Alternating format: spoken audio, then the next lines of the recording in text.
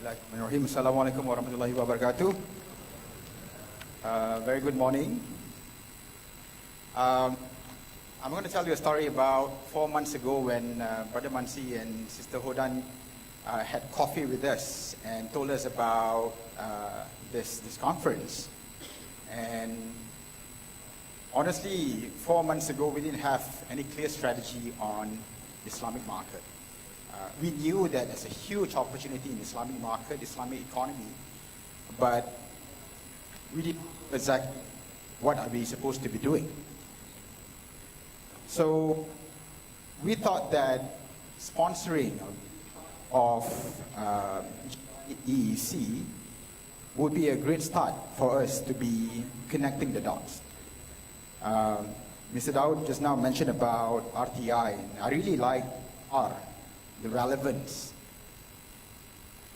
especially in startup ecosystems. If you're not relevant, and MDEC being a government agency, not many people want to be that relevant to government, but we have to make an effort as well in making ourselves relevant so that the dots can be connected, and the role of the government is to further enhance and enrich that ecosystem. So I'm going to share some details of initiatives that we're doing. May not necessarily be for Islamic market, but it's very relevant on how it could be applied throughout the agenda of all of you in Malaysia. I'm going to start with some fun facts of Malaysia's digital economy landscape. Malaysia is a pretty small country, I mean substantial enough with about 30 million people. But mashallah, you look at the how when it comes to social media, right? We've got pretty high active internet users, about 70% of the population. 70% penetrations of active internet users. 60% of our populations are active in social media. And another interesting fact is a lot of the social media activities are happening via mobile devices. And I think this is something common across emerging markets. What I want to highlight even more is the interesting facts with regard to Facebook. And let's just take two examples, Facebook and Uber. Malaysia actually have about 18 million Facebook users that are registered with Facebook. But 60%, we have 60% more friends than the average. See how connected we are. It's either whether we know these friends, whether we really know or not, the fact that we are very well connected and we are looking for friends in that matter. The other one is Uber. It's really, really interesting actually. We spoke to them and asked them about the number of Uber drivers that have registered so far. Right? This is the number that we've gotten from them end of last year. More than 160,000 Uber drivers have registered with Uber. You're not counting numbers and any other, is there any other apart from Ubers and Grab, right? In Malaysia, yeah. The one thing that I want to bring is, it took the government to register about more than 500,000 taxi drivers in a span of about 50 years. In sharing economy, Uber took only 2 years to reach 160,000. So Mr. Daud mentioned about disruptions about the youth driving the sharing economy, and this is a great example on how sharing helps the youth. Right? Largely, I mean, all Uber rides that I've taken were driven by the younger ones, right? So this is how sharing economy have helped to benefit the younger generations, the millennials as well as the Gen Y. I'm going to shift the gear and get into a bit of a serious mode. There was one conversation I had with a very key, important ecosystem player in Southeast Asia. He said that biggest challenge here is we are very shy. We are not publicizing enough of our accomplishments. And I tend to agree with him, actually. Because a lot of people are talking about how exciting the ecosystems in Malaysia and how startups in Malaysia have they really shown great results. And the report that came out in Tech in Asia, I think this was last year, early last year, really surprised us actually. This is with regards to number of tech IPO exits in Southeast Asia over the last 15 years. Note that these are consumer-facing companies. 7 of them actually came from Malaysia. Because you're busy and you never really sit down and look into and start counting number of tech IPO exit. It is very alhamdulillah to see set of 15 IPOs in Southeast Asia actually came from Malaysia. So this demonstrates that there's a very healthy startup group in the country. And shift to today's topic, Islamic market.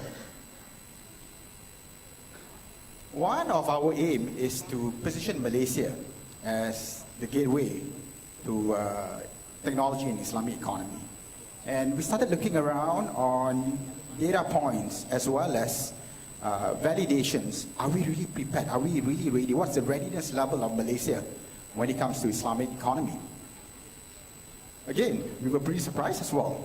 A report from Thomson Reuters, Global Islamic Economic Indicator Score. We are ranked number 1. And number 1, a lot of it is due to the governance structure and the readiness in terms of processes, especially in Islamic finance, right? As you can see, we are ranked number 1 in Islamic finance, and we are ranked number 2 in both halal travel as well as halal pharmaceuticals and cosmetics. These are, again, real great testaments of our readiness and our leaderships in Islamic economy and how we would be able to leverage on the readiness and the infrastructure that's already available for us to push our agenda forward. The other one, and this is really interesting, and I think a bunch of my team met up with Jakim earlier. We were told that the halal certifications by Jakim is one of the most trustworthy, most reliable, and most sought after. That threshold, that certification is always used as an example in other countries on how halal is being certified. So, capitalizing on the Islamic economy, this is as much as we can fit into a slide, and I know that there are a lot of other companies and startups that are leveraging and riding on Islamic economy. 3 examples that we can include in here would be Fashion Valley, Trade Fairs, as well as Zilza. We've decided to choose these 3 because Fashion Valley and Trade Fairs are examples of local companies riding onto Islamic economy and the momentum and opportunities that Islamic economy would be able to bring, and how they have gone through the journey of startups, being invested, growing and expanding their businesses across ASEAN and beyond ASEAN, and at the same time as well, Zilza, which is not a Malaysian company, it's a foreign company, but it's using Malaysia as a headquarter for them to be growing their base and penetrating and capitalizing on the opportunities that ASEAN would be able to bring. One common factor across all these 3 companies is this. Earlier about Malaysia has 30 million people, and 30 million people, nothing is compared to 300 million people that Indonesia has. And I'm sure that you are very well aware of the growth in Indonesia, country that has seen middle income level grew quadruple over the last 4 or 5 years, right? And they have a lot more younger people who would then be spending a lot more in the future. These are digital natives instead of digital immigrants like some of us. But the point is, Southeast Asia, with 625 million consumers from 10 countries, and of GDP of 2.5 trillion with average 6% growth. No other regions in the world that are experiencing 6% growth year on year except for Southeast Asia. And one thing that I did not include in here is, out of that 625 million, 60% of them are 35 years old and below. So just imagine the momentum and the excitement that Southeast Asia would bring, not only from consumption standpoint, but also from growth and building the ecosystem standpoint. More and more so, we are using this opportunity for us to talk to potential ecosystem investors on the positions of Malaysia as the strategic location before companies would expand into Southeast Asia, right? With the strategic locations being right in the middle, with the right infrastructure, of course with the right government support, these companies would then help to expand further. And you saw the 3 companies that we've highlighted earlier. Either test some deployment here in the country, and after that, as they're looking at how they would be able to globalize further, expand themselves across Southeast Asia, using Malaysia as a base for them before they look into other opportunities. So I know that I should have brought this slide earlier, but thought that it would be great for us to see some fun facts and setting up the landscape where Malaysia is from digital economy standpoint. I want to spend a bit of time in explaining what MDEC is, what we do. We've been around for the last 20 years. I think the Gen X like me would know Multimedia Super Corridor when it was announced 20 years ago. It's a platform to help companies to grow, both foreign companies as well as local companies, and governments providing support and commitment by giving a bill of guarantees, which includes things like corporate tax exemption, which like facilitations of foreign knowledge workers. Malaysia is one of very few countries in Southeast Asia that are giving 100% foreign ownership. Right? So you don't have to go and do a joint venture in Malaysia if you were to be setting up your company here with a very, very small paid-up capital. We have 4 charters actually. First, we are an investment promotion agency. Of course, we're looking at how we would be able to bring great big foreign companies and having them to set up their operation here, as well as creating job opportunities. So over the last 20 years, we have generated more than 300 billion ringgit, which is about 80 billion US. Yeah, right. It tends to fluctuate because of the currency we're getting right now. Is number 1 charter, as we're driving investment. We've done pretty well, actually, I must say, because we have attracted the likes of IBM, Intel, HP, Google, and all these big names are in Malaysia right now, creating very, very high number of job opportunities. But then we realized that it's not just about the foreign companies, it's also about the companies as well, which brings us to the second charter on how we're building local tech champions, right? I have with me Mr. Gopi, actually, who's driving the initiative on how he's taking companies from point A to point B to point C with interventions that we provide. Third one is catalyzing the digital innovations ecosystems. Honestly, from my personal view, out of the 3, I think this is the most important. The reason why I'm here today as well is because we are catalyzing that digital innovation ecosystems. Without ecosystem, number 1 and number 2 will not be able to happen. Right? If we are not working with and collaborating with, say an example, with SPs and with Bank Negara in enabling a better platform, a more conducive platform to come in so that we would be able to get higher risk capital to help companies to grow further, then ecosystems will not happen, right? It will, and number 1 and number 2 will not happen as well. Same thing as well from strategic technology focus areas. Our focus in data analytics, our focus in IoT would need to be in place in order for us to catalyze the ecosystems even more so that it helps number 1 and number 2 to thrive. Third, last but not least, is how do we propagate inclusivity? And this is important as well as we're looking at it from a broader picture of the people agenda, or in Malaysia we're calling it the rakyat agenda, right?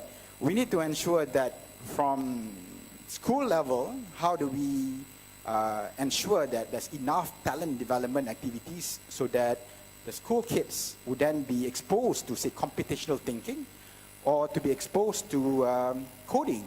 And I'm very, very proud to say that this year, starting January this year, computational thinking has officially introduced in primary schools, and coding has been introduced in, among students in schools at Form 4 level, right? We're looking at how we would be able to further, working very closely with Ministry of Education on this. Apart from that, there's a lot of initiatives that we're doing around micro-entrepreneurs through our programs called e-Usahawan, right? I think the brand name You Can Do It program is even more powerful than the program's name itself, as well as some other crowd-sourcing activities like e-Rezeki to bridge not just the digital divide, bridge the income divide in helping the B40 economy to thrive and grow further using technology as a mean, right? So far we have contributed to 17.8% to the GDP, right? Digital economy contributions to GDP. But of course, the target has, Ministry of Finance has revised the target and asked us to go in even further. But again, over the last 20 years, when we first started, the contributions to contributions of digital economy to GDP was a lot smaller. It was in single digit. So a lot of work that had happened in the last 20 years, and we see this as a great opportunity for Malaysia to further diversify its economy. I've decided to include this because I think there's so much of buzz around Mr. Ma, and I want to talk a bit about it so that provides a bit of clarity as well. Trade zone, I think it's a great initiative. It's a partnerships between us and between the government of Malaysia. A lot of stakeholders involved. It's just not MDEC.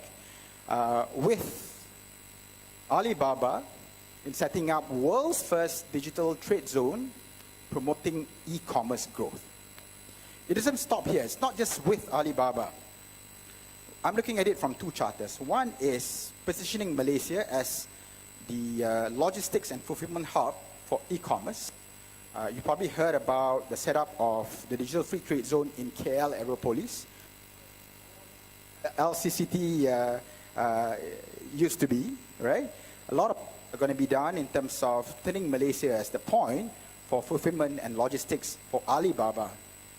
The work doesn't stop here because we are speaking to other e-commerce marketplaces as well in positioning Malaysia as a country that would be able to provide efficiency when it comes to clearance, custom deliveries, as well as distribution. But what's more interesting with Digital Free Trade Zone is, again, I mentioned about global earlier. Whether we like it or not, globalization is going to happen, right? There are some naysayers. I've been speaking to some companies who are saying, with Digital Free Trade Zone, that's it. The local small SMEs will go and cari makan, right? Are not going to be able to survive anymore. Whether we like it or not, the SMEs from outside are going to come, right? In this context, it would be from China. But what Digital Free Trade Zones is able to provide, the opportunities for local SMEs to not just look into the opportunities within Malaysia. The platform that we will establish is to help local SMEs as well to penetrate into the opportunities of the Chinese market, which is probably, I do not know, 40 times bigger than what Malaysia. And that's exactly what Digital Free Trade is all about. The e-fulfillment hub, as well as the opportunities for local SMEs to further expand their market, right? I mean, I can give you an example, actually. Say a makcik from Terengganu selling herbal medicine, right? Before being exposed to technology, they would probably be able to sell only within their night markets or morning markets, the flea markets in Terengganu. But then, with the introductions of, with exposures to technology, with digital marketing, these persons would then be able to start selling and opening up the reach. But imagine if the world is their market, it's not just Malaysia. That aunt who's selling herbal medicine in Terengganu would be able to capitalize on the huge internet economy, and Malaysia is going to be just a small play for them because the world promises a much bigger opportunity for these micro entrepreneurs. Couple more examples actually. This is ASEAN Data Analytics Exchange. We realize that the need for digital economy is changing, right? 3 years ago or 4 years ago, right? I wouldn't know of the term crowdfunding specialists. I wouldn't know that such job exists. Data analytics, big data is a very important strategic focus for us. Data is the new oil. And if we really want Malaysia, if we really want the country to go and compete in the digital economy, we need to prepare the right talents. We've given up a commitment to the government to prepare 20,000 data professionals by 2020. That's a tall order actually. And out of that 20,000, 2,000 of them are scientists. So we cannot do this alone. This is a public and private sector partnership, and we're working with a lot of private sectors as well as various stakeholders in the public sector in focusing on talent development. So ASEAN Data Analytics Exchange is a spot where we would be able to grow that and looking at how this can be viral up across the country in preparing and focusing on talent development. We're working with public and private universities in Malaysia as well, having that same agenda. At the same time as well, sandboxing opportunities, working with the private sector. One recent example that I can quote is the collaborations that we have with Grab as well as World Bank in setting up this open data platform for traffic. All right? A lot of people are complaining about traffic congestions in Malaysia, but we are approaching it from open data standpoint. Grab is releasing that data for us, working with World Bank and bringing a bunch of startups and as well as corporations to come and look into how investments in infrastructure can be done effectively using data. Right? So we would welcome any one of you. This is in Bangsa South. It has been in operations for about 4 months. Come talk to me, come talk to anyone in MDEC for you to know about your involvement and your participations in ASEAN Data Analytics Exchange. Another example actually, and I know that based on my conversations with some of you, a lot of you are in the Islamic finance space, right? And we're setting up, this is still progress, but a lot of work poured into it. We're setting up a co-working space solely focusing on fintech. And this is really interesting because it's not just any other typical co-working spaces. This is where we are collaborating with Bank Negara, we're collaborating with Securities Commission, we are collaborating with a bunch of banks in helping this co-working space to be running. Well, for regulators to know the needs and the requirements of the startups, and at the same time as well for the startups to know what are the requirements of the regulators. Sometimes biggest challenge is always about proximity. It's about regulators not meeting and not understanding the ecosystem, and the ecosystems not understanding the regulatory requirements, right?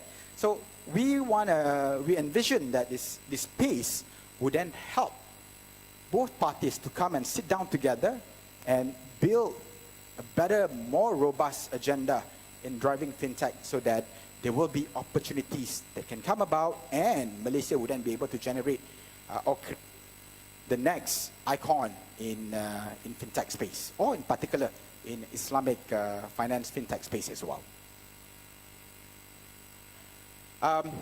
This is another initiative, Malaysia Digital Hub. I know I have 2 more minutes. Again, this is also industry driven. I have a video. I think it's easy for you to understand it by me playing the video.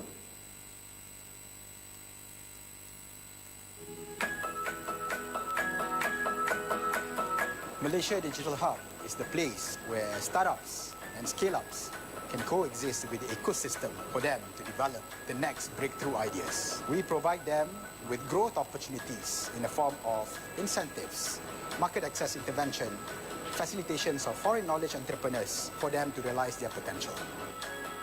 With over 1,600 companies that we've invested in globally, we have an amazing network, not only in Southeast Asia, but in other parts of the world. We do get a lot of collaborations with them, and they tend to give us ideas on how to extend our business. For me, has been a very good, opportunity to network with other startups. So we want to give them holistic support, expertise and networking skills. We would provide the industry with talents, right? We have 20,000 students around Sunway. We are nurturing them to be ready for the marketplace. The way a facilitator can help is by either bringing startup as well as developing them in their soft skills, right? We will invite and attract the best companies from around the world to set up a base here. They bring their knowledge, their understanding of demographics across the world, so that when we build a company from here, we are ready to take on the world. The digital hub would attract and create new startups, which would then sustain the digital ecosystem here in Malaysia. Malaysia is an attractive place to start international companies, and the digital hub has made it far more attractive to do so. One of the main benefits of a digital hub is the fact that you can reduce operating costs by centralizing things in one core space. What's more interesting is that the digital hub has a platform where there's a funding structure where companies who want to accelerate can take that path as well. And the more people you can fit in, the more vibrant and dynamic your community is. With the rising importance of the digital economy, digital hubs will play a vital role for the technological and digital companies that are coming up. If you are a VC, accelerators, talent builders, hot startups, hot scale-ups, this is where the action is, and be part of Malaysia Digital Hubs.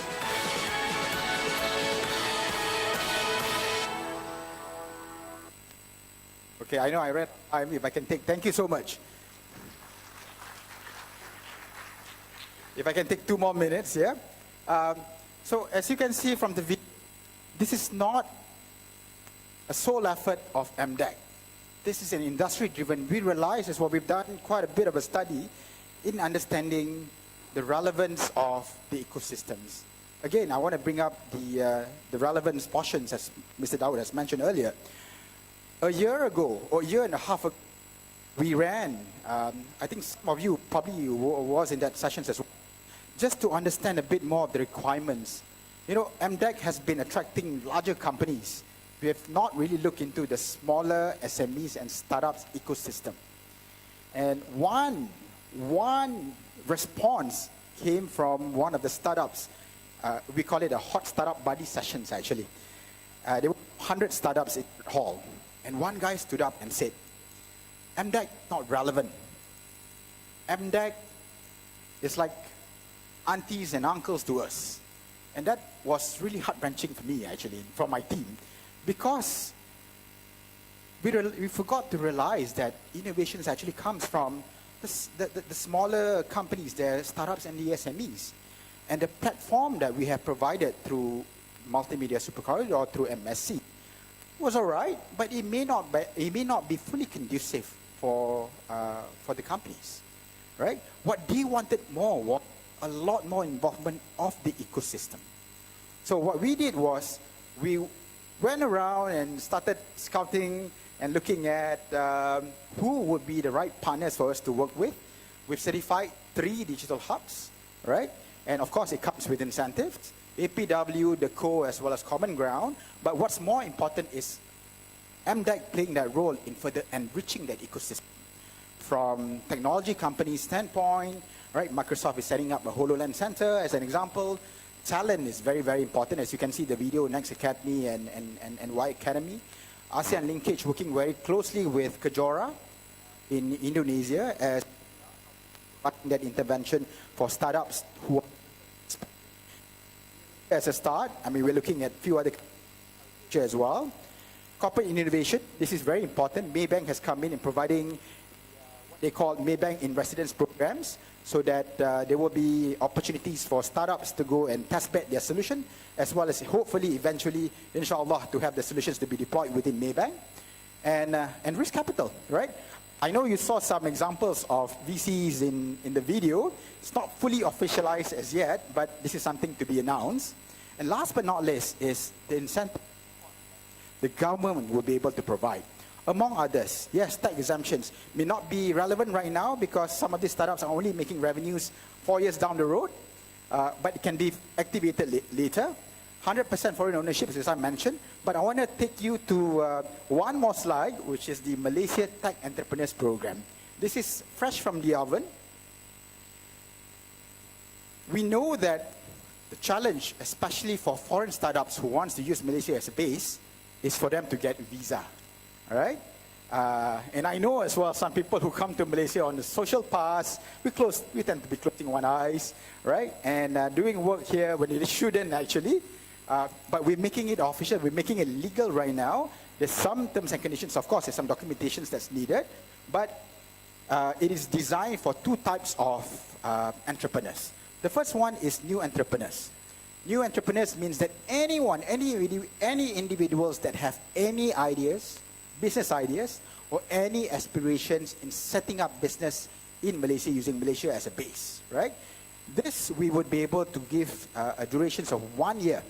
Of course, it's renewable upon assessments, and Immigration Department has been very, very willing to help us out and very committed in driving this agenda. Second one is the established entrepreneurs. So assuming that you already have a setup, and you are in Iran or in Saudi Arabia or in any parts of the world, you want to expand your business in Malaysia. The durations can be up to 5 years, and even plus 5 years as well. Of course, it's renewable upon assessment as well. With some documentations, with some very, very minimal fee, within 6 weeks, you'll be able to get your passes and for you to start your business in Malaysia. All right? So growth opportunities, this is my last slide. Growth opportunities is here in Malaysia, right? There's a lot of work to be done. Reason why we're here as well is for us to be connecting the dots with all experts, with every one of you who understands more about Islamic economy and Islamic market than we do. So we want to be connected to you. We want to get your feedback, and if there were to be any of the programs that needs to be tweaked, we want to hear from you as well, right? Because I think you know better.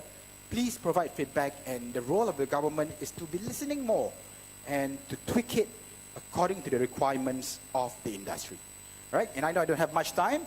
With that, thank you so much. Looking forward to further engagements. There's a bunch of MDEC people. If you can raise your hands, MDEC people, so that that the audience will be able to see who you are. Right? Come and talk to all of us, and we'll be more than happy to assist you with any queries. With that, thank you so much. Assalamualaikum warahmatullahi wabarakatuh.